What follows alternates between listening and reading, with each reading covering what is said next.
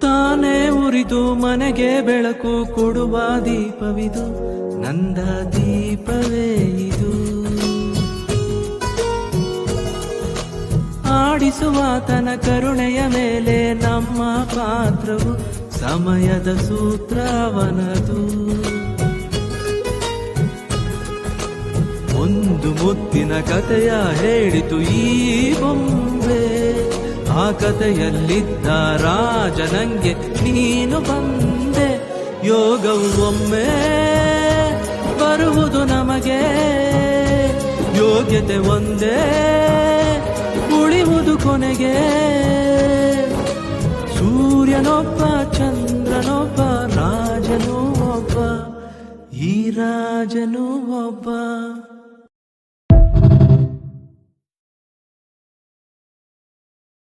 Download ShareChat.